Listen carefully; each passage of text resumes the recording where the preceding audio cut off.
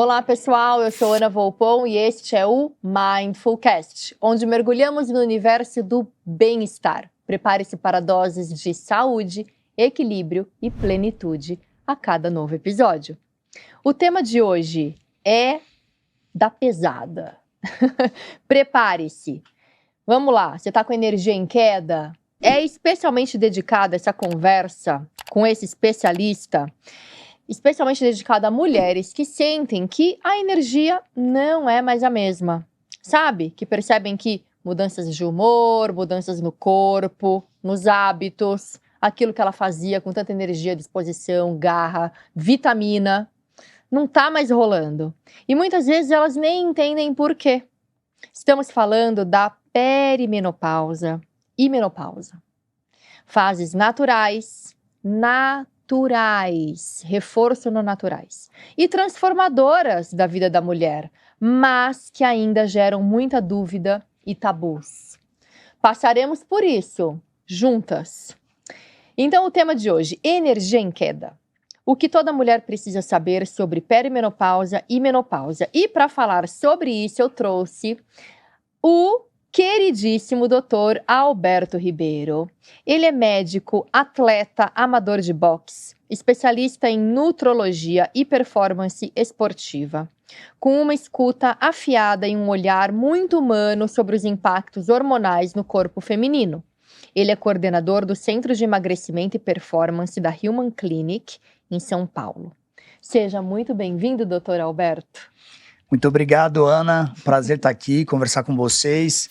E vamos buscar trazer desmistificações ou quebra de associações errôneas que muitas vezes a gente percebe que faz um conflito na cabeça da mulherada hoje em dia. É isso aí. Então já começa explicando pra gente o que é exatamente a perimenopausa e no que ela se difere da menopausa. Vamos ao conceito, tá? Uhum. Eu sempre gosto de, num primeiro momento, explicar, tá? Então eu sempre gosto daquele paciente que é leigo, mais interessado, tá? Porque Sim. a pessoa interessada, quanto mais você explicar para ela ou trazer mais consciência, mais a gente consegue fazer com que ela tenha aderência ao tratamento. Sim. Então, vamos lá, voltar desde o começo, tá? Então, o que é menacme? Menacme é o nome da primeira menstruação da mulher. Aí o período que a mulher está no período reprodutivo, a gente chama de... Perdão, então o primeiro momento que ela menstrua é a menarca. Menarca, tá? eu ia falar, eu conheço como menarca. Não, é menarca, exato. É a menarca. E aí, depois disso, o período reprodutivo, a gente chama de menacme. Tá. A menopausa, ela não é uma fase, conceitualmente falando. Uhum. A menopausa, ela é um marco também da última menstruação. Sim. Tá? Então, a gente tem de marco etário, na verdade, o climatério, ou o que a gente chamava antigamente de perimenopausa, hoje transição menopausal, que seria mais ou menos um período da vida da mulher dos 40 aos 65 anos. Não se chama mais de perimenopausa? Hoje a gente chama de transição menopausal. É uma pequena diferença aí, tá? No nome, conceitualmente falando. E pode ser chamado climatério também? O climatério seria... A perimenopausa seria quando a gente tem o marco da menopausa, os anos que antecedem ou que são seguintes à menopausa, e o climatério mais ou menos os 40 aos 65 anos, que engloba tudo isso. Ah, tá. O climatério é todo esse período da transição menopausal, mais a menopausa, mais uns anos depois, até esses hormônios estarem ajustados e regulados de acordo com essa nova identidade. E aí a gente tem mais outro período, que é a senescência, que é após os 65 anos. Essa senescência já me vem um negócio de demência, entendeu?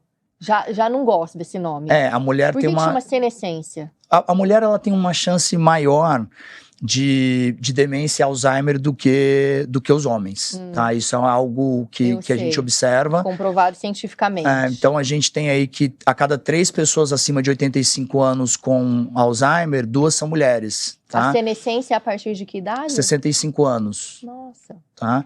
E a gente sabe que a mulher, segundo o IBGE, a mulher vive mais que o homem também, tá? Então também tem essas questões. E muito a chance maior da mulher de Alzheimer e demência vem pela queda do estrogênio, que é o hormônio principal de vocês, tá? Entendi. Tô aqui já. Tô aqui já pegando a minha caixa de lenço. Mas calma, gente, porque esse daqui tudo é para esclarecer e para trazer soluções. Porque antigamente, realmente, a gente não tinha toda a oferta de possibilidades que a gente tem hoje. E, em contrapartida, existia muito desconhecimento. Então, por isso que o Dr. Alberto está aqui hoje. Então, vamos lá. Quais são os primeiros sinais de que uma mulher está entrando nessa fase da transição menopausal, Transição menopausal. Vamos lá. É importante frisar que as queixas relacionadas à transição menopausal, menopausa, elas podem começar até 10 anos antes do que o marco da data da última menstruação. Sim, tá? Porque a menopausa em si, o que eu aprendi é 1 ano, quando faz o aniversário de 1 ano, de que a mulher não menstrua. Então, o diagnóstico retrospectivo, entende? Porque então, ela não confirma no dia depois que passou 1 ano. Você não entrou na menopausa quando aconteceu isso. Na verdade, é um marco da data da última menstruação. Sim, é o aniversário de 1 ano da data.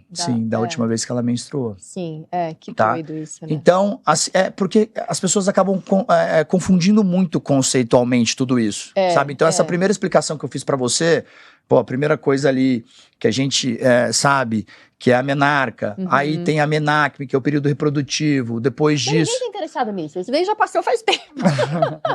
Não, porque eu acho que eu tô interessado pra minha filha, né, assim, só.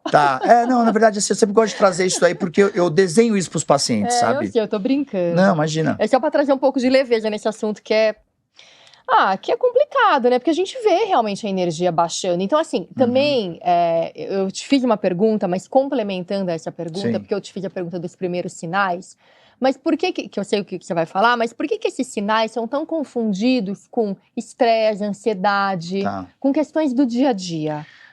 Hoje, eu tava falando sobre que eles podem começar até 10 anos antes. Sim. Então, isso confunde muito a cabeça da mulherada, né? E das pessoas dos cônjuges e tudo mais, né? Do convívio direto. Da pessoa. Do convívio direto, Tá? Então, assim, são catalogados mais de 76 sintomas ou sinais relacionados à menopausa.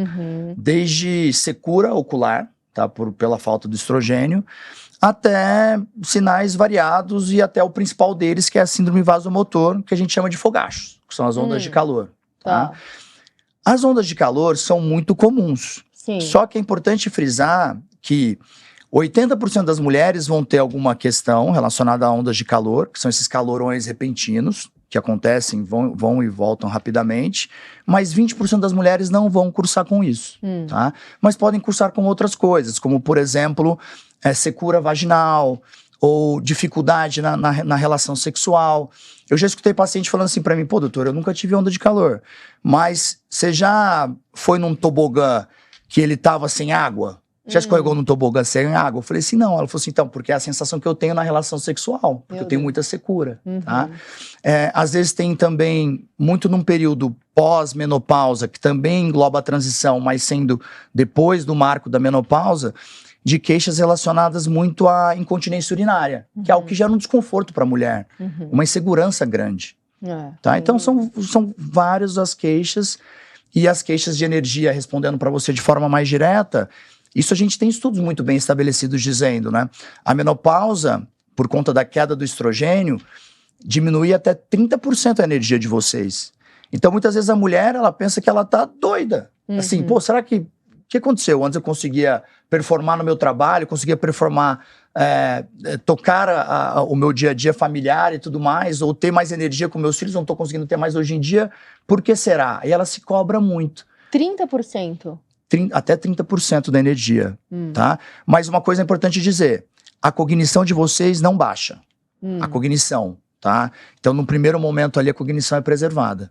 Isso é uma coisa que eu deixo sempre bem claro para as mulheres, porque a menopausa, ela marca o fim do período reprodutivo. Sim. Mas ela não marca o fim do período produtivo da mulher. Claro, tá? claro. Então é muito importante dizer isso. às vezes, dependendo de uma condução muito boa Sim. nesse momento da vida, podem ser os melhores anos, porque a mulher está mais amadurecida. Sim, sim. Mais centrada, Sim. mais segura, se não tiver com incontinência urinária, né? Como você Oh, disse. exatamente. Essa é uma Tem queixa que tá, que muitas vezes é confundida com infecção urinária e é tratada com antibiótico. E, na verdade, o que está faltando é a parte hormonal. Então, aí eu tenho duas perguntas. Primeiro, uma que eu vou reforçar, que eu ainda quero te ouvir, e a segunda em relação a essa questão da energia. Então, vamos lá, de novo. Por que esses sintomas da perimenopausa, quando a mulher não está atenta, eles são confundidos com ansiedade, estresse, cansaço? Tá. Hoje, o estilo de vida nosso nos leva a um hiperestímulo do sistema nervoso simpático, que é o sistema que está relacionado à luta e fuga nossa, tá?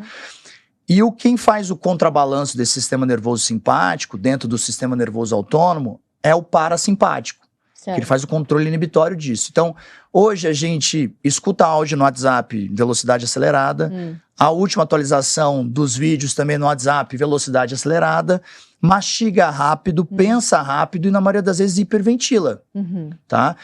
E essas situações vão levando a gente a ficar numa síndrome de hiperestímulo, ou simpaticotonia, tá?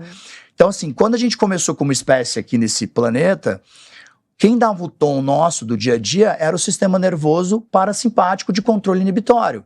A gente só acessava o sistema nervoso simpático de luta e fuga quando a gente, por exemplo, caçava ou era caçado.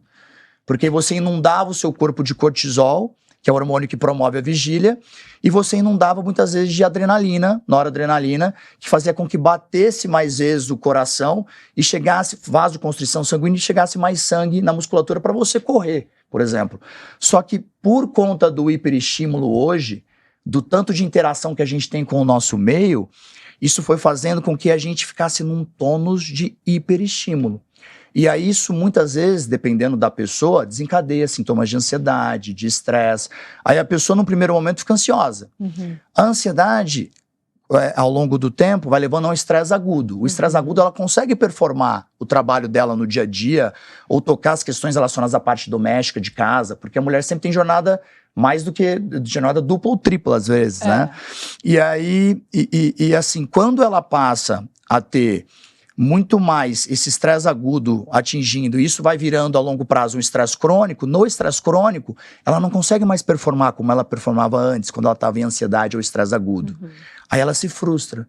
Ela se frustra, ela entra em quê? Ela entra muitas vezes em desespero, porque ela fala, pô, até pouco tempo atrás eu conseguia fazer as coisas, se frustra, essa frustração leva a uma depressão muitas vezes. Então esse é o caminho: ansiedade, estresse agudo, estresse crônico, e se não cuidar, uma depressão. Sim, é bem complicado. Você disse que quando a gente veio habitar esse planeta, o que dava o tônus era o nosso sistema parasimpático de relaxamento. E eu vou te falar uma coisa mais profunda e muito simples. O que dava o tom era a natureza. Exato. O que dá o tom hoje. O que dá o tom hoje? Tecnologia. É a tecnologia. E aí a gente fica reacionando o tempo inteiro. É o tempo inteiro o senso de urgência. Exato. Entende? Então, assim... E a natureza tem os seus ciclos. É o amanhecer, é todo dia que você tem para fazer as coisas que naquele caso era encontrar comida, ser produtivo, né? Porque a gente era produtivo. E ao anoitecer era dormir. Mas agora não, agora anoitece, a gente liga todas as luzes da casa, liga a televisão, liga o celular e pronto. Vira um bando de coruja, que a gente não foi feito para isso, né? E aí não dorme direito, e aí vira esse ciclo que é super nocivo. Assim, a gente pode... Tem um estudo que ele diz, até minha mãe é psicóloga, me passou esse estudo, dizendo que o que a gente recebe de informação hoje num dia, os nossos antepassados, na década de 20 do século passado, recebiam em um mês. Então, o que acontece? Nós, como espécie, biologicamente falando, a gente tem uma evolução lenta. Sim. Já a tecnologia é uma evolução íngreme. Sim. Então é um descompasso muito grande. E aí você vira um obeso intelectual. E você fica muito desconectado das ações, do que realmente às vezes vale a pena. É o que você falou, cara, falta o contato com a natureza. As pessoas estão muito desconectadas com a natureza, com a energia solar, com a energia do centro da Terra, que é o que a gente chama de aterramento, grounding. É isso. Eu sempre falo aqui, nossa, quase todo episódio eu falo do grounding, que é solução para muito estresse, gente. Você tira o sapato, você pisa no solo natural. Uma pedra, uma areia, uma grama, isso é terapêutico. E existe um estudo de termografia, tá, que mede a temperatura e mostra que uma pessoa que antes de fazer o grounding ou o aterramento, né, tá em contato com a terra ali, ela diminui a inflamação corporal a fazer isso. Então, às vezes, as pessoas... A medicina, gente, veja, eu sou um médico falando isso, tá? A medicina, ela foi muito medicamentalizada ao longo dos anos, tá? Não que eu sou contra, pô, a gente tá falando aqui de reposição hormonal, que é algo super importante, desde que seja bem feito. A gente vai entrar mais já nisso. Tá? Mas... as outras estratégias não medicamentosas são tão importantes quanto. Acho que são aliados, né? Aliados importantes. Total. E aí, eu fico incomodada com esse dado de que a energia da mulher pode cair até 30%. Então, assim, ok, sabemos que isso é um fato. Ou, melhor, um possível diagnóstico, mas não uma sentença, certo? Certo. Porque daí eu quero entrar justamente na parte hormonal, para entender o que pode ser feito, né? E se isso dá para ser revertido de alguma maneira, se é para ser revertido ou se não, se realmente a gente tem que conviver com isso e aceitar, tá? Sim, claro.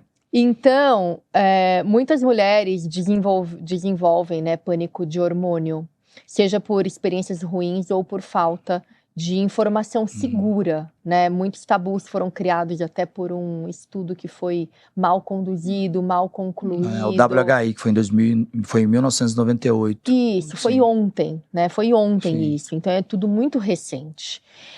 E qual é a relação, então, entre as alterações hormonais, o humor, sono, libido, disposição e estabilidade emocional? Tá, vamos lá. Eu vou começar falando um pouquinho sobre essa questão das contraindicações e o pavor dos hormônios, tá? Tá. Eu sempre falo que tem duas contraindicações que são as mais importantes. A primeira é a história de câncer de mama da pessoa e não familiar, tá? Isso é um grande mito que é falado, isso é uma queixa muito grande que as mulheres trazem para o consultório. E a segunda é o pavor aos hormônios.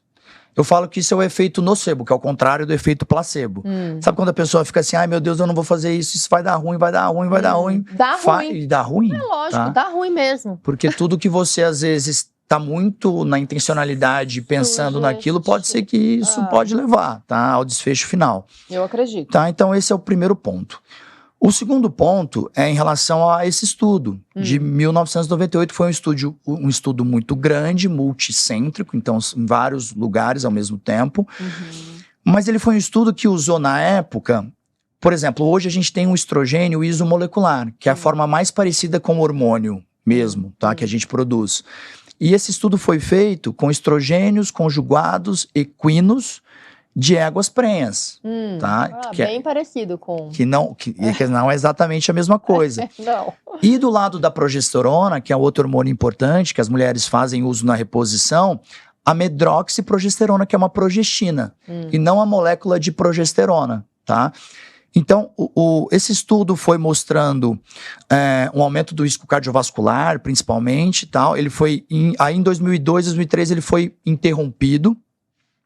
Só que muita gente ainda ficou muito com as crenças que foram vistas nesse estudo. E aí que se criou, na comunidade médica, um medo e um pavor aos hormônios, tá? Que até hoje em dia, veja, nós estamos em 2025. Eu pego muitas pacientes esclarecidas que ainda têm dúvida porque foram mal instruídas por profissionais que até então não veem a reposição hormonal com bons olhos. Sim, tá? Porque pararam no tempo, né, então. Exato. Não só pararam no tempo, mas não foram atrás de estudos mais assertivos. Porque... hoje a gente sabe, né? Hoje, assim, é muito importante você fazer a reposição bem feita, tá? Então, isso é muito relacionado à dose. Eu sempre falo para as mulheres que é o seguinte, a gente está em busca da menor dose que traga muita segurança para ela e o mínimo de efeitos colaterais possíveis, tá? Então, hoje em dia, eu falo sempre que a gente começa de baixo para cima com as doses hormonais, tá? Que são baby steps, vamos dizer. Então você começa com uma dose menor. Se for preciso, você, dependendo das queixas, vai subindo um pouquinho mais a dose até você estabilizar ali, tá? Porque nós somos muito diferentes uns dos outros. Às vezes uma dose para você não é a mesma para sua colega, para alguém da sua família, tá? Acho que você queria complementar com alguma outra coisa aí. Não, eu falei em relação ao às cansaço, alterações hormonais, e né? o sono também. E o humor, o sono, a libido, a disposição, a estabilidade emocional. Linkada já a isso, quer dizer, esse quadro de queda de energia, ele pode ser revertido com uma dosagem ideal? Olha, eu sempre faço uma analogia, tá? Nunca um avião cai por conta de um erro apenas. E nunca uma empresa vira líder de mercado por uma qualidade só, tá? Certo. Então não é só a dose hormonal que está relacionada a isso, tá? Estilo de vida conta. Estilo de vida conta muito. Maravilha. É tão importante quanto, tá? Porque, veja, vamos fazer uma analogia bem simplória aqui, tá? Faz de conta que você tem 2 salas. Numa sala, o segurança, ele tá bem trajado, ele tá com o cabelo penteado, ele tá perfumado. E ele tá com a roupa impecável, passada. Na outra porta, tem um segurança que ele tá moribundo. Ele tá mal vestido, ele não tá com um cheiro legal, ele tá com o cabelo despenteado. Roupa suja. Em roupa suja. Em qual lugar você vai querer entrar? Você vai querer entrar na porta do segurança arrumado. Que esse segurança está arrumado. Então eu falo muitas vezes sobre o nosso ambiente, não só hormonal, mas o ambiente de musculatura e tecido gorduroso do corpo de uma pessoa, tá? Porque quanto mais tecido magro a gente tem, mais a gente tem mecanismos que o seu corpo está produzindo, neurotransmissores também, para fazer com que esse organismo fique mais viável para receber esses hormônios. Claro. Então, a hora que esse hormônio se junta ali, chave e fechadura no receptor, ele tá com esse segurança que tá bem vestido, tá? É o ambiente mais propício para um efeito ideal. Para um efeito ideal. E aí, por outro lado, você tem o tecido gorduroso produzindo muitas neurotoxinas ou muitas enzimas, vamos pensar assim, inflamatórias para o nosso organismo, nocivas para o nosso organismo, tá? Como o pessoal da dermatologia fala muito, porque na clínica que eu trabalho tem muito dermatologista, a mulher precisa fazer o banco de colágeno com bioestimulador e tudo mais. Eu falo que a mulher tem que fazer também o banco de músculo. Eu concordo. O banco de músculo é muito importante, porque veja, uma das queixas que eu pego muito da mulherada é que elas começam a falar assim, olha, minha pele, doutor, ficou ruim e tal, porque o estrogênio tem uma influência muito grande na elasticidade e firmeza da pele, tá? Só que eu nunca vejo a mulherada falar assim, doutor, eu tô entrando na menopausa, ou na transição menopausal, e eu gostaria que a gente analisasse a minha parte óssea, que é onde a gente vê mais danos nas mulheres. Você foi a primeira pessoa que me pediu aquele exame para identificar a porosidade dos ossos. Porosidade dos ossos, de como tá a sua saúde óssea.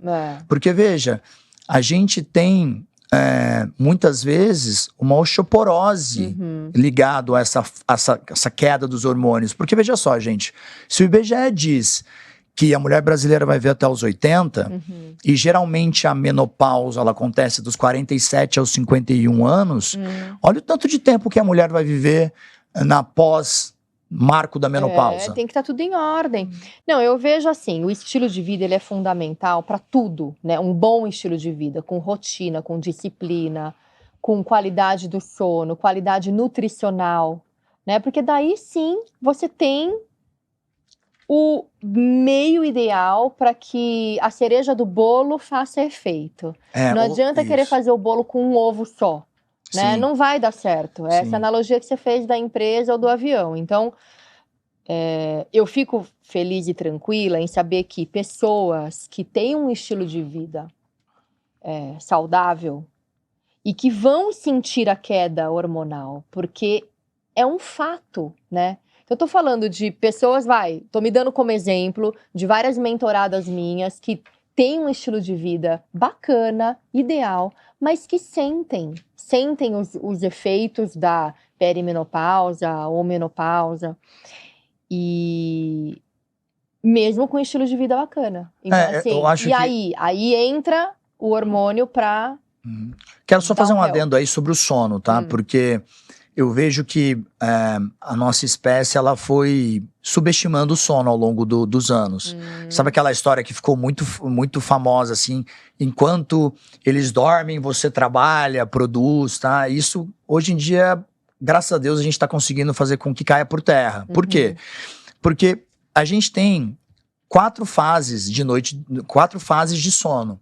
E a gente passa por essas fases de 5 a 6 ciclos à noite.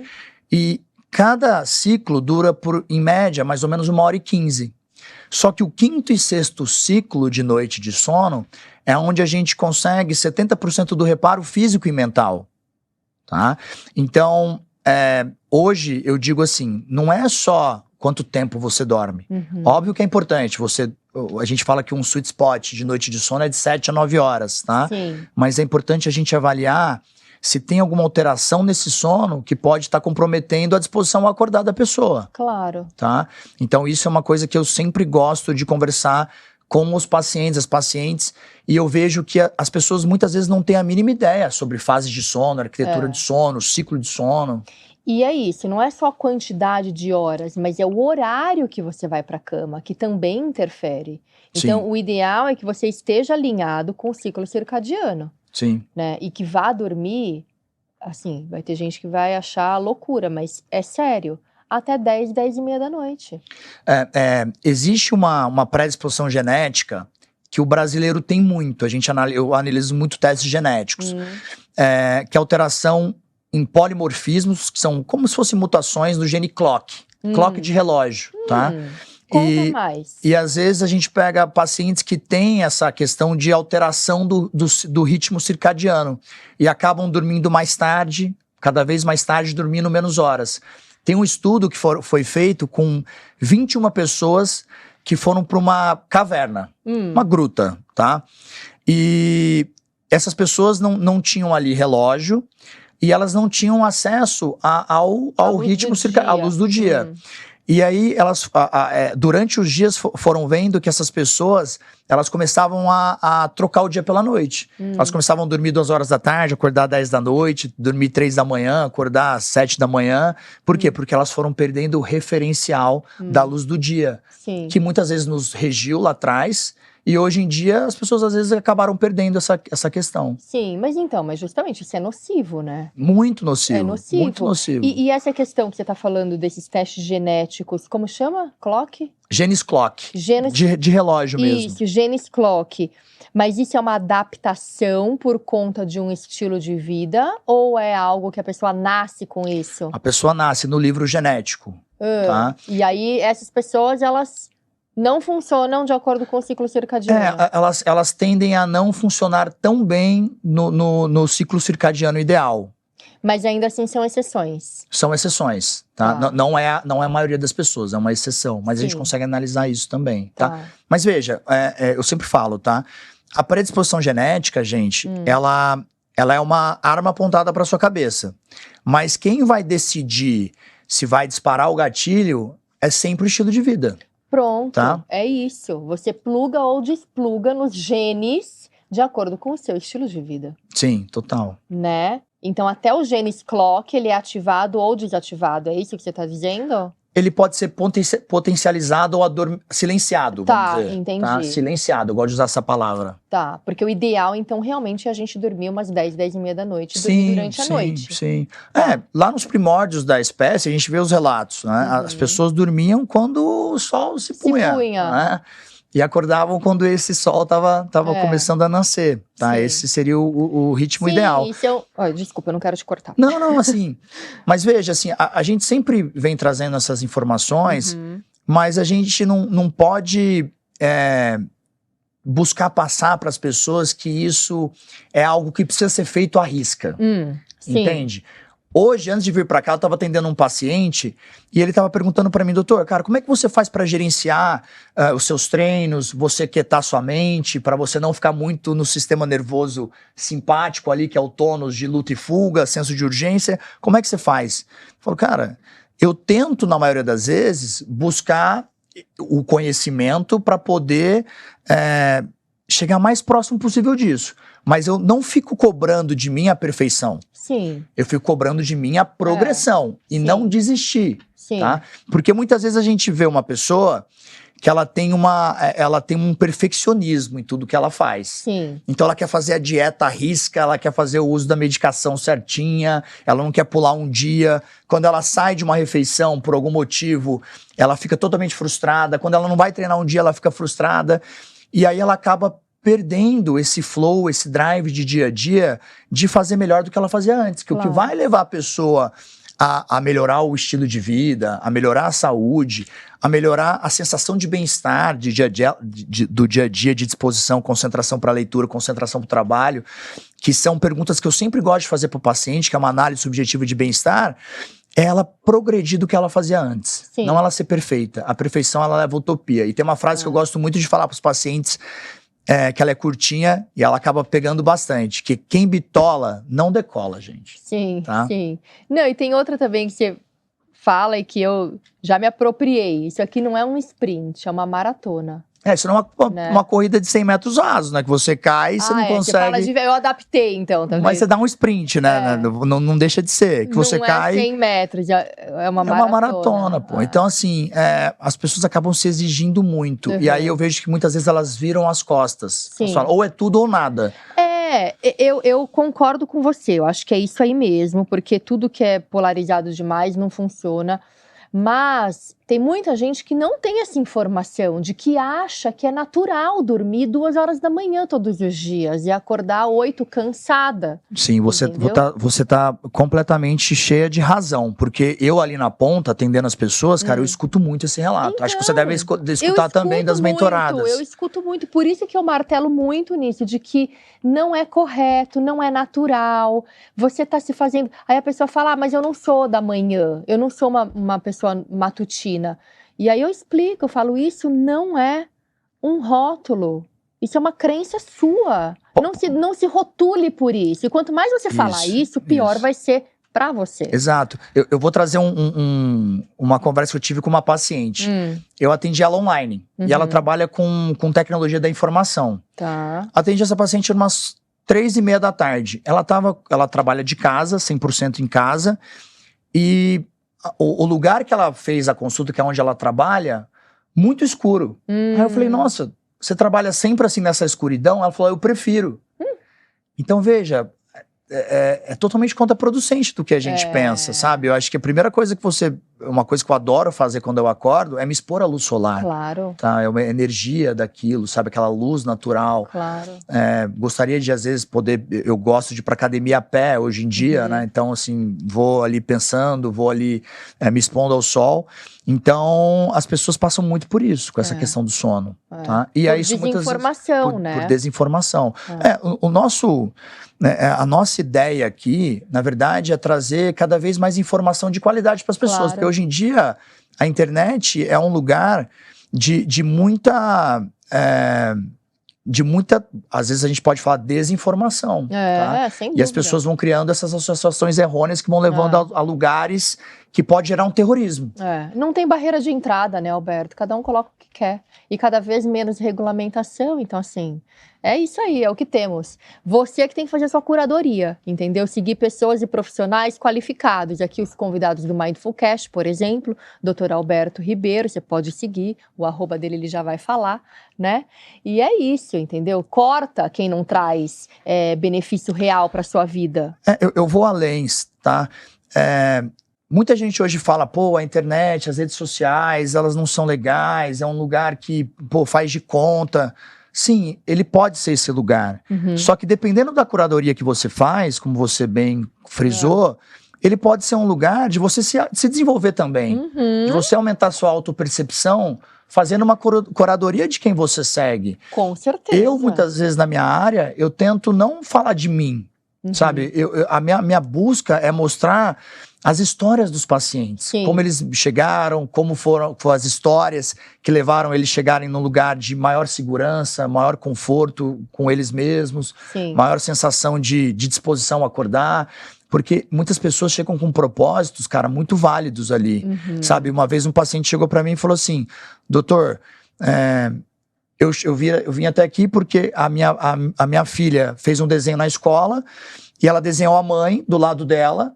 A minha esposa gosta de treinar, de fazer exercício físico, desenhou a minha esposa com uma roupa de academia e desenhou como se eu fosse uma bola no sofá. E eu queria mudar a forma com que a minha filha me enxerga. Então, veja, esse é um propósito muito grande, tá? E pegou, hein? E pega. E pegou. Pegou ali, você vê? Porque muitas vezes o paciente ele não entende, ele sabe o que precisa, ele sabe o que pode, o que não pode, o que deve, o que não deve. Mas ele precisa de uma motivação muito grande para fazer a mudança. O propósito também, né? O propósito. Então você vê, e você explicar muitas vezes, da mesma maneira que você explica para um, você vai explicar para outro, aquilo não faz sentido. Agora, quando ele sente, aí esse paciente com certeza mudou. Ou enxerga valor, não é? Porque isso é algo que é muito de pessoa para pessoa. Às vezes ela precisa passar por uma situação muito delicada na vida para enxergar valor, nela ter uma conexão, ou retomar a conexão com ela mesma. Uma situação muito grave, né, geralmente. Sim. Uma situação muito grave. E muitas dessas situações graves não abrem oportunidade para uma segunda chance, para uma virada de chave, né? Sim. Eu sempre falo que, assim, eu tô numa posição que eu tenho que estar muito otimista com as pessoas, sabe? Porque a gente, como espécie, tem uma questão muito grande de sempre ver pelo lado do viés da negatividade, sabe? Em alguns momentos, esse viés de negatividade é uma proteção, pode nos levar à evolução, mas muitas vezes, se ele for muito aflorado, ele pode fazer com que a gente desista. Sim. Então, eu sempre busco trazer as informações mais otimistas para todos os pacientes que me procuram ali, tá? Então, às vezes chega uma paciente com uma osteoporose e com uma sarcopenia, que é a falta de musculatura, e isso está intimamente ligado uma à outra. Às vezes ela pensa que é a terra arrasada, que qualquer queda que ela tiver, ela vai fraturar um rádio, ou o punho, ou ela vai fraturar a cabeça do fêmur, né, que é algo que pode ser paralisante ali, né, levar ela a ficar em cama por muito tempo. Então eu vou sempre trazendo assim, olha, tem como a gente frear essa osteoporose, tem como a gente trabalhar isso, da parte hormonal, da parte de alimentação e da parte de exercício físico. Sim, Não, para tudo tem jeito, né? Mas quanto antes você começa, melhor. Então, para quem tá ouvindo a gente aí, nunca é tarde para começar, mas quanto antes. É que nem poupar dinheiro, né? Quanto antes, melhor. Quanto antes, melhor, é isso. E essa construção de massa magra é fundamental. É o banco de músculo que você disse que a gente precisa fazer para justamente evitar a sarcopenia, que eu já tive, já fui diagnosticada e tive que correr atrás, tive que me coçar. E você está muito bem, com um grande aumento de musculatura. Porque eu dou duro lá, né? Na academia. De diminuição de tecido gorduroso, tá? Então você vem avançando bastante. Tá? A gente pega os seus índices dos exames ali, cara, só. Depois você pode até passar para as pessoas que seguem você como uma inspiração. Nunca mostro assim no detalhe. Eu falo da sarcopenia, eu falo que no começo eu ia para academia sem querer fazer, porque eu só queria ficar fazendo yoga, que é o que eu amo. Mas não adianta eu ficar falando que eu não gosto, como eu escuto tantas pessoas me falarem, mas eu não gosto. Aí eu respondo, eu falo, você não tem que falar isso. Você muda essa chave. A Calçade esteve aqui comigo outro dia. E ela falou, muda já isso. A mesma coisa que eu também falo. Para de falar, para de se boicotar. Fala que você ama, fala que você curte. E vai, porque mesmo que seja uma mentira, vai se contando essa mentira, porque isso vai mudando a sua energia, e é muito sério isso. E à medida que você olha no espelho, começa a gostar do que você vê. Bom. As pessoas ao redor começam a te elogiar, as roupas começam a ter melhor caimento, você vai ficando, eu brinco, né, que é o prisioneiro do bom resultado. Aí fica difícil você dar passo para trás. Tá? Num primeiro momento pode ser que seja difícil a condução disso. É mais fácil você tirar um avião do solo ou fazer ele planar lá em cima? É mais fácil você fazer ele planar lá em cima. Então, num primeiro momento, cara, persista. Coloque como se fosse algo que você precisa entregar. Tipo, buscar seus filhos na escola é algo que você não consegue, você tem que fazer. É isso, é inegociável, né? Exato. Bom, então, essa história de que reposição hormonal causa câncer é uma falácia, é um mito, certo? Hoje, com os hormônios isomoleculares, que são mais próximos da estrutura possível de um hormônio produzido por nós, isso sim é uma grande falácia, tá? O que mais causa câncer de mama, gente, aumenta quase 2 vezes o risco de câncer de mama, é a obesidade. E hoje a gente sabe que um estudo conduzido pelo grupo ali do Observatório Nacional de Hábitos Alimentares, pessoal da Fiocruz, o Eduardo Nielsen, que diz que em 2002 o Brasil tinha 6,25% da população em obesidade, que é o IMC acima de 30, peso por altura quadrado. Em 2016, esse número dobrou para 12,5%. E se tudo continuar do jeito que está, a tendência é que em 2030 o Brasil tenha 3 em cada 10 adultos obesos. 30% obesos. É um absurdo. Tá? Então, às vezes, o pessoal está batendo muito na tecla do hormônio e tudo mais, mas, na verdade, a tecla maior para a gente se atentar é justamente a obesidade, que vem crescendo de forma exponencial.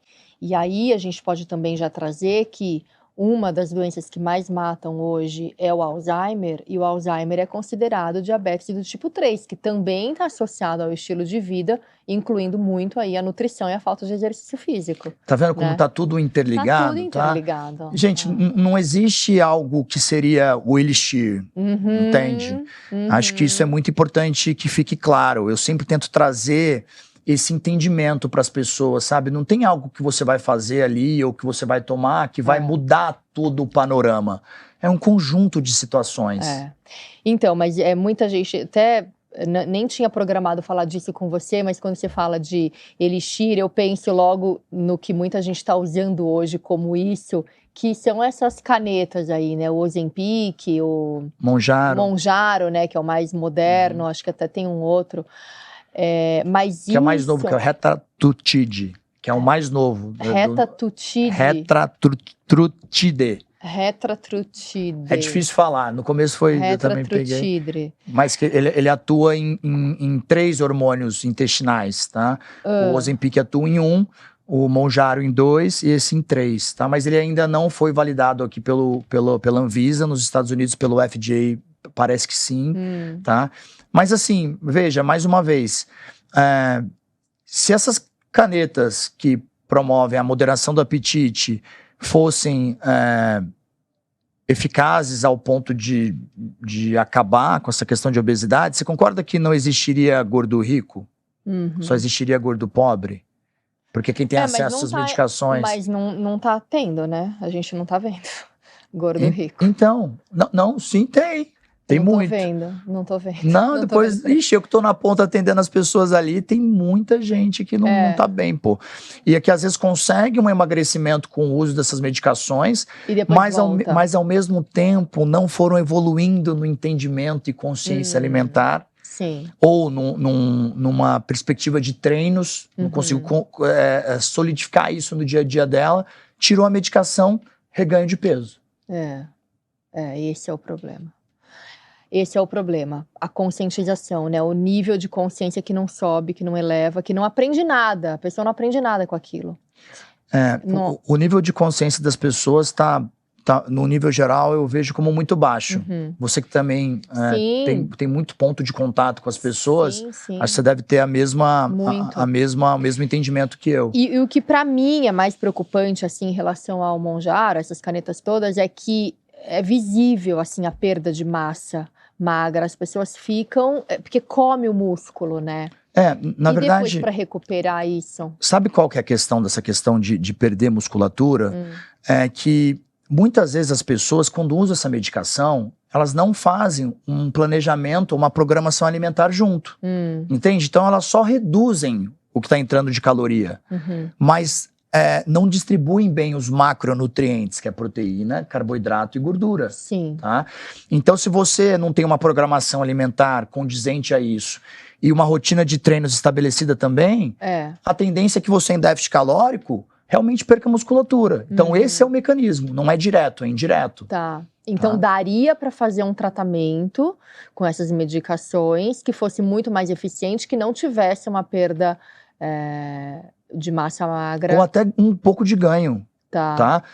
Dá sim, dá. Então. Eu trabalho, veja assim, eu tô aqui muito divulgando a parte não medicamentosa do trabalho, mas eu sou um médico que em algumas circunstâncias eu acho importante o uso dessas medicações, Sim. principalmente com quem está totalmente desgovernado no termostato de saciedade. Lógico. Tá? Então, para você começar uma readequação do paladar e ajustar esse termostato de saciedade, muitas vezes você vai ter que usar, sim, um pouco dessas medicações. Mas eu sempre estou usando, visando doses menores, Sim. incentivando o paciente a construir as bases e o estilo de vida saudável, para fazer com que, num curto período de tempo, a gente já retire essas medicações. Sim. Não, e em casos mais extremos, né? Porque ele veio para substituir cirurgia bariátrica, mas a gente está vendo muita gente usar para perder 3 quilos, 5 quilos. Então, assim. Muita menina magrinha usando a medicação. Pois é. Isso eu vejo bastante. Pois é. E aí você vê as pessoas assim, parece que elas vão atrofiando, sabe? Parece que elas vão diminuindo, assim, de um jeito. É estranho. E aí, assim, muitas falsas perigoso. magras, tá? Tem uma paciente que ela vai casar agora, nós estamos em maio, tá? Eu não sei quando vai ao ar aqui, tá? Mas a gente está em maio, e ela vai casar em agosto. Ela me procurou há 2 meses atrás, e assim, o peso dela muito baixo. Abaixo do piso da normalidade para a estatura dela. Só que a musculatura dela faltando, então em sarcopenia, que é a falta de musculatura, só que um tecido gorduroso acima do teto da normalidade, e ela em uso de Monjaro, e não estava se sentindo bem. Por que ela não estava se sentindo bem? Porque o tecido gorduroso, ele ocupa um espaço maior que o tecido magro, tá? Então, e outra coisa, como a massa magra, ela faz com que a gente suba a taxa metabólica basal, que é o tanto de energia que a gente precisa para se manter vivo, porque o tecido magro, ele precisa de muito mais energia que o tecido gorduroso para se manter vivo. Ela tinha um metabolismo, que a gente fez a calorimetria indireta, que é um exame que avalia isso de forma assertiva, muito baixo. Então, um metabolismo muito baixo, um uso de medicação que faz com que ela coma menos. Então, assim, ela estava cada vez mais entrando num círculo vicioso. Aí eu falei para ela, cara, você precisa comer. Ela, mas eu não vou engordar? Eu falei, se você treinar, você não vai engordar. Então, hoje ela já vem construindo uma musculatura, descendo, eliminando o tecido gorduroso e se sentindo bem melhor, com muito mais energia. Porque comida, gente, é caloria. E caloria é energia. Sim. Como é que vai viver, né? Como é que vai transitar no mundo e ter a energia que a gente está precisando tanto se não come, né? Exatamente. Eu vejo esse medo do carboidrato. Eu nunca comi tanto carboidrato na minha vida. E voltando para o assunto da transição menopausa, as pessoas falam muito assim, vamos modular os hormônios. Na verdade, na transição menopausa, a gente fala de reposição hormonal, não de modulação. E quem pode modular os hormônios são os alimentos, tá? Porque quanto mais você tem alimentos nutritivos no seu organismo, eles podem impactar na função dos hormônios do seu corpo. Sim. Foi o que a gente estava conversando agora naquela analogia que eu fiz das 2 portas, uma com segurança que estava bem arrumada, a outra não. Sim, que interessante, né? Sim, vamos falar então um pouco mais dessa queda de energia, tá? Estudo recente mostra que mulheres na perimenopausa, transição menopausal, têm queda significativa nos níveis de energia, que foi o que você justamente trouxe lá no começo pra gente, né? Então, o que acontece no corpo da mulher nesse período, que pode levar à sensação de energia drenada? Você já falou um pouco, né? A queda do estrogênio. A queda do estrogênio. A queda do estrogênio. E muitas mulheres acabam cursando também com a queda da testosterona, dos 2 hormônios ali. Tá? E isso vai fazendo com que exista essa sensação de queda de energia, de cansaço. Hoje, a neurocientista que mais estuda essa queda de energia nas mulheres, na transição menopausal, chama Lisa Mosconi. E ela tem livros publicados, um deles chama O Cérebro e a Menopausa. Tá? Ela tem uma palestra super esclarecedora no TEDx, que não é para... foi aquela que você me passou? Foi, isso, de 13 minutos ali. Eu vou colocar o link. Eles colocam o link para a turma aí. São 13 minutos. Vale a pena, viu? Vale a pena. Acho que as mulheres vão se encontrar em muitas das queixas que elas têm ali. É muito legal mesmo a palestra dela, ela é bem didática, né? Sim, ela é bem didática, com uma forma de conduzir o entendimento das pessoas muito claro. tá? Sim. Eu acho que isso faz toda a diferença. Nós estamos nessa posição de tentar trazer boas informações para as pessoas e desmistificar muito do que é falado de forma errônea. Sim. Como você diferencia cansaço emocional e fadiga hormonal? Esse termo fadiga hormonal é algo que a gente tem que ter muito cuidado para falar, tá? Porque Por quê? muitos médicos se aproveitaram dessa questão de fadiga hormonal para vender soros anti-fadiga hormonal, não sei se você já ouviu falar disso, Não. tá? Com alguns ativos que poderiam melhorar essa questão, mas isso é muito mais relacionado às práticas não medicamentosas e às vezes De estilos de vida. uma reposição hormonal bem realizada do que algo em específico para você usar no corpo de uma pessoa que acelere isso. Porque, veja só, essa queixa de... A gente vive hoje um grande paradoxo na nossa sociedade, que é o quê? De um lado, o meio wellness super aquecido. Você já viu o meio wellness tão aquecido como hoje em dia? Jamais. As pessoas postando do reloginho ali, com gasto calórico, postando que estão treinando e tal. Isso é algo que reflete uma sensação de disciplina da pessoa, tá? Só que, por outro lado, a gente vê uma exaustão emocional muito grande nas pessoas. Sim. Que é algo que muitas vezes fica velado. Porque as pessoas têm preconceito de falar sobre isso. Sim. E aí elas procuram um profissional com essas queixas. O que é feito muitas vezes? O uso de ativos neuroestimulantes. E aí, quando usam ativos neuroestimulantes, para uma pessoa que precisa melhorar muito o background de estilo de vida ali, pode fazer com que até piore essa sensação, tá? Eu gosto de fazer uma analogia de uma pista, tá? Imagina que você está numa pista, e essa pista, ela tem várias curvas e está molhada. Se você chega ali e acelera, frente à pista estar molhada e cheia de curvas, o que vai acontecer? Vai bater esse carro.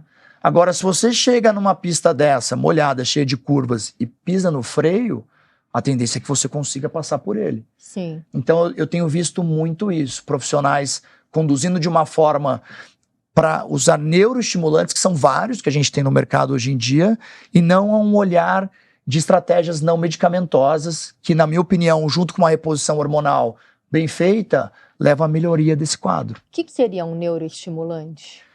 Cafeína, mais ingestão de cafeína, alguns ativos que fazem papel semelhante à cafeína, tá? Ativos que atuam em neurotransmissores cerebrais, como Venvance ou própria Ritalina, tá? E muitas vezes o caminho não é por aí. O caminho é você fazer uma reposição adequada. A cafeína, ela tem um efeito rebote que muita gente desconhece, porque ingere café e continua ingerindo café e não percebe. É algo cultural também da nossa sociedade, né? As pessoas usam muito café, só que, voltando a falar de genética aqui, abrindo um pouco mais para as pessoas aí, a gente pode ser metabolizador rápido de cafeína, metabolizador lento ou metabolizador intermediário. Quem é metabolizador rápido, a pessoa poderia, teoricamente, fazer mais uso de cafeína ao longo do dia. Tá? E ela não ter um impacto no sono, por exemplo, ou na pressão arterial. Quem é um metabolizador intermediário deveria ingerir um pouco menos, tá? Agora, quem é metabolizador lento, a pessoa deveria ingerir menos cafeína, porque essa cafeína, quando ela entra em contato no nosso organismo, ela vai fazendo mais vasoconstrição, e isso a longo prazo, de forma crônica, pode levar a uma pressão arterial, deflagrado pelo tanto de cafeína que ela tem ali no organismo. Que ficou circulando. Alta pressão, então, por conta da cafeina? Isso. A maioria das vezes é um metabolizador lento de cafeína, tá? E que não é o mais comum. Como que você descobre se você é lenta, se a pessoa é lenta, rápida ou... Através de testes genéticos, de perfil genético. Tá? Existem várias mutações de genes que estão relacionadas a isso. Tá? Mas o principal deles é o gene CYP2, que a gente chama, que ele está relacionado a essa questão da metabolização da cafeína. Entendi. Tá? E outras coisas que é importante dizer, tá? Não sei se vocês sabem, pessoal, mas o café, ele tem uma classificação.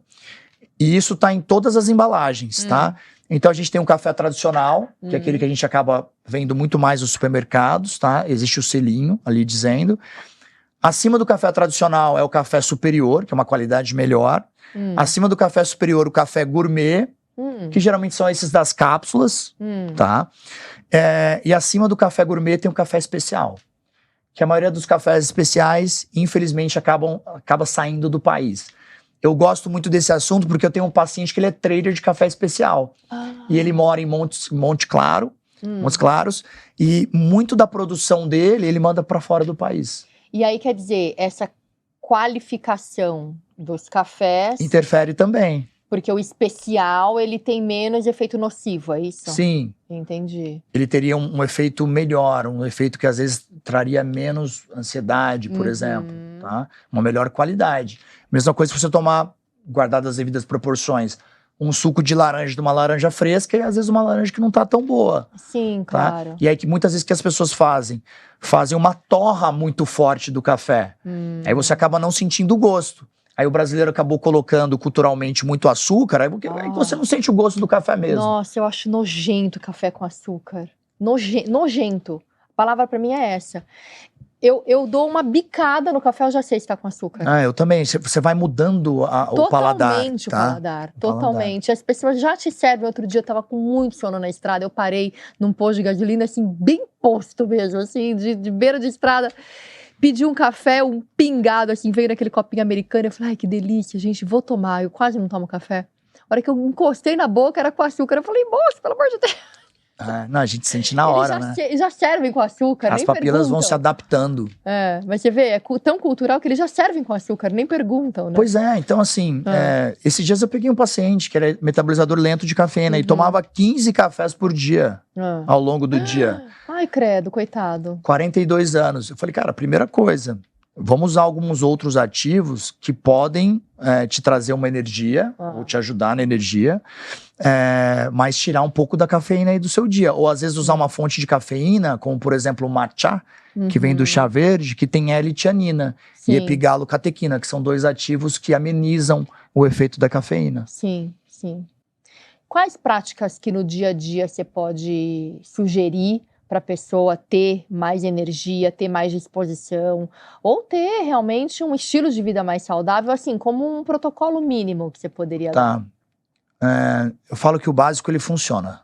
Então, aqui eu concordo muito com você, contato com a natureza. Tá? Isso é uma coisa que eu vejo hoje em dia, as pessoas estão procurando muito luxo na simplicidade. Então, talvez os hotéis hoje que mais buscam assim, um valor diferenciado de high ticket, eles oferecem exclusividade e silêncio. Olha como as pessoas estão buscando silêncio hoje em dia, tá? Então, o primeiro passo aí é contato com a natureza. O segundo é sempre você cada vez mais entender sobre a alimentação que você está fazendo. Porque, veja, gente, eu sou nutrólogo. Eu vejo isso todos os dias da minha vida. Eu tenho mais de 100 pacientes em grupo de acompanhamento. Eu desço meu peso para lutar boxe, amador. Eu auxilio atletas de luta a descerem peso também. E mesmo assim eu estou aprendendo coisa nova todos os dias. Então, fazendo uma ressalva do que você falou lá atrás, que às vezes as pessoas sentem que elas sabem o que elas precisam fazer, muitas vezes eu provoco elas. Eu falo assim, gente, tá, se você sabe o que você precisa fazer, por que você não está fazendo? Entende?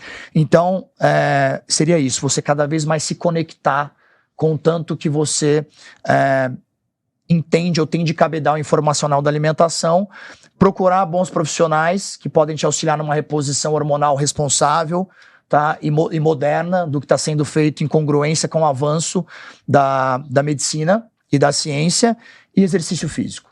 Sim. Como que a gente pode ressignificar esse período da vida? Do climatério, em geral, deixando de lado o medo e enxergando essa fase como potência. Você falou uma coisa muito boa no meio do episódio. Posso resgatar? Resgata isso, Vou resgatar. por favor. A menopausa, ela marca a última menstruação, que seria o fim da era reprodutiva da mulher, do período reprodutivo dela. Mas ela não marca o fim do período produtivo dessa mulher. Tá?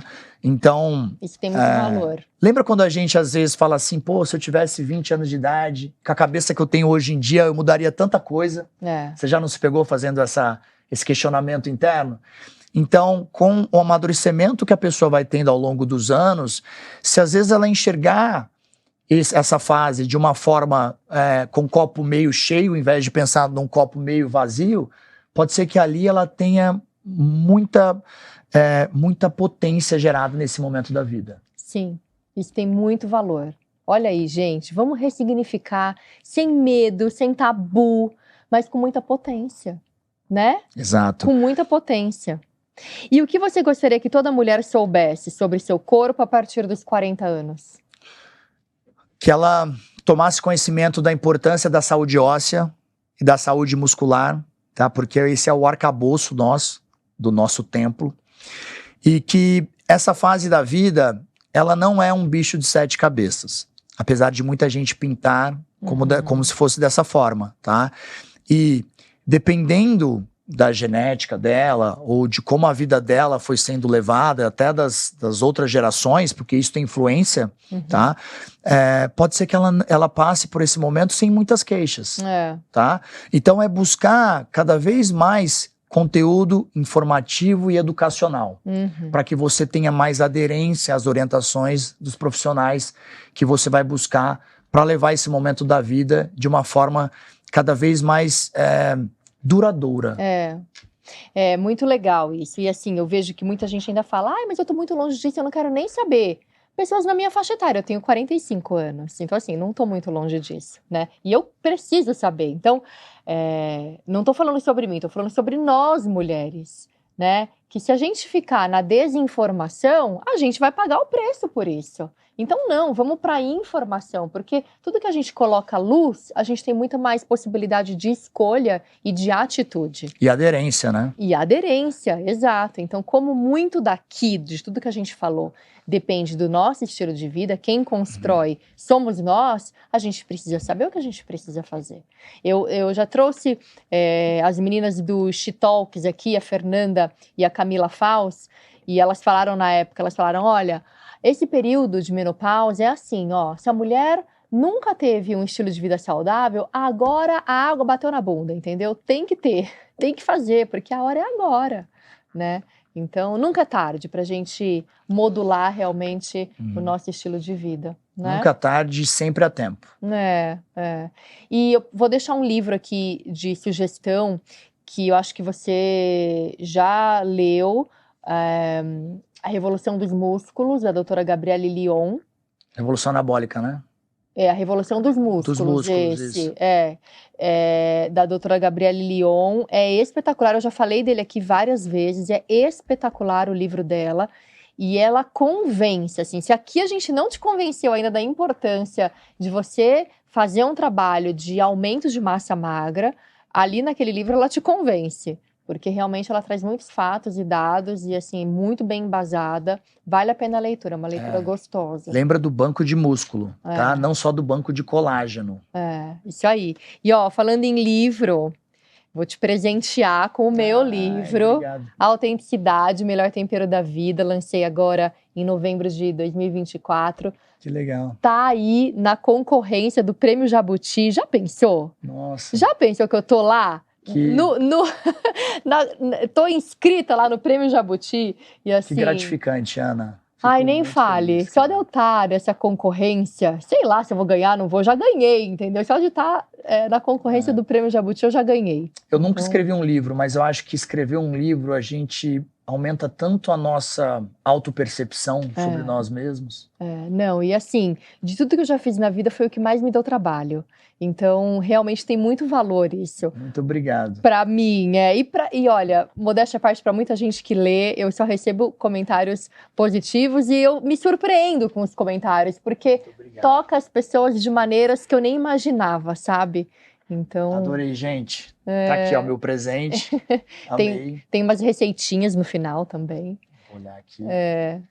Ai, que bacana, isso. cara. Você merece, tá? Obrigada. Pô, vou degustar desse livro aqui, depois eu venho trazer alguns insights para você. Isso, tá? legal. De coisas que eu vi, e eu gostaria que você, às vezes, também me passasse mais muito do que você pensou para traduzir isso em palavras. Legal. Vamos trocar em cima disso. Olha, Alberto, foi um prazer ter você aqui. Tenho certeza que muita gente vai se beneficiar desse bate-papo. Você é uma pessoa esclarecida e que vai atrás da informação e assim, não tem preguiça de explicar para o paciente. Então, eu sou prova viva disso, né? Quem gosta de aprender, gente, aqui e vai com o Alberto, assim, tem um prato cheio, porque realmente ele desenha para você, literalmente. Tá? O que você precisa fazer, no ponto em que você está, onde você precisa chegar e traça um plano, assim, possível, né? Que é isso. É muito do que eu trago no livro também, sabe? São respostas e possibilidades que a pessoa pode colocar em prática, né? E fazer uma transformação real na vida. Sim. Cada um tá num estágio aqui, né, gente? Nós somos pessoas completamente diferentes, mas você vai encontrar transformação no trabalho do Alberto. Então, aproveita agora, já com esse gancho, deixa aqui teu contato, tuas redes sociais, onde as pessoas podem te encontrar. O meu Instagram é Alberto Ribeiro, __. Pode mandar uma mensagem ali para mim. Tudo que eu souber, eu vou tentar explicar. E o que eu não souber, eu vou atrás das respostas com bastante humildade, que eu acho que é essa posição que eu tô aqui. Eu falo para os pacientes e tento mostrar para eles que eu não sou um médico. Eu tento mostrar para eles que eu sou, na verdade, um consultor de saúde. Tá? Porque eu sempre gosto de trazer informações. O paciente está fora do país, eu tento arrumar treino para eles fora. Tento ajudar na alimentação que eles vão fazer lá fora, tá? Para quê? Para que ele vá construindo esse entendimento cada vez maior. Eu falo que esse trabalho que a gente faz, junto com a equipe multidisciplinar que trabalha comigo, não é um trabalho de acompanhamento, é uma pós-graduação, porque nosso intuito é que a gente transfira o entendimento, o conhecimento, e que a pessoa depois use isso da melhor forma possível e que ela possa disseminar.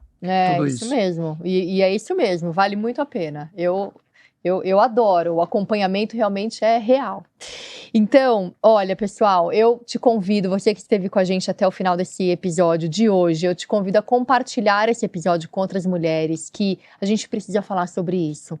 Então, deixa aqui seu like, se inscreve no canal, não custa nada se inscrever no canal. Se você quiser entrar no canal de membros também, maravilha. Aí é baratinho, você pode fazer essa inscrição. Mas só de você se inscrever no canal é gratuito. Toda quinta-feira, ao meio-dia, novo episódio aqui do Mindful Cast. Eu te espero na próxima quinta.